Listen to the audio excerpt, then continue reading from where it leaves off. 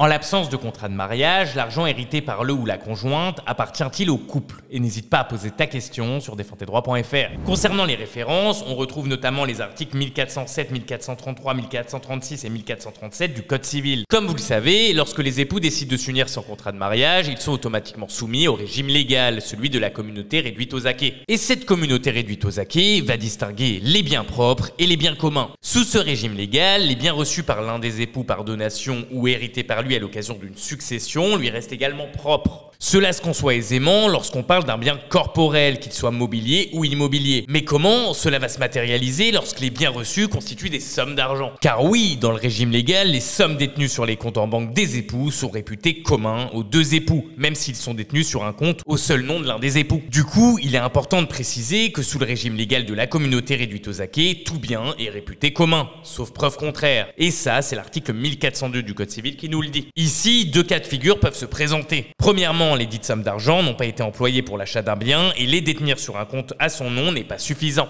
Il sera donc impératif, si ce n'est même fondamental, de garder en lieu sûr les justificatifs de la provenance des fonds, que ce soit un acte de donation, une facture de vente, etc. En revanche, si les sommes d'argent vont servir à acquérir un bien pendant le mariage, l'ensemble des biens acquis durant le mariage à l'aide de fonds propres reste propre à l'époux détenteur des fonds. Et ce, à condition que l'époux acquéreur indique dans l'acte d'acquisition via une cause d'emploi qu'il s'agit bien de son argent personnel. Il faut également indiquer qu'un bien peut être acquis pendant le mariage au moyen pour partie de fonds propres à l'un des époux et pour partie à l'aide de fonds communs. Dans ce cas, la règle sera la suivante. Si la quote-part des fonds propres est prédominante, le bien sera alors caractérisé de propre à l'époux, mais ce dernier aura une créance envers la communauté. En revanche, si la quote-part des fonds communs est prédominante, le bien sera alors commun, mais la communauté devra alors ce qu'on appelle une récompense à l'époux qui a apporté les fonds propres. Bref, si t'es resté jusque-là, marque mariage en commentaire et me remercie pas. Abonne-toi et like aussi.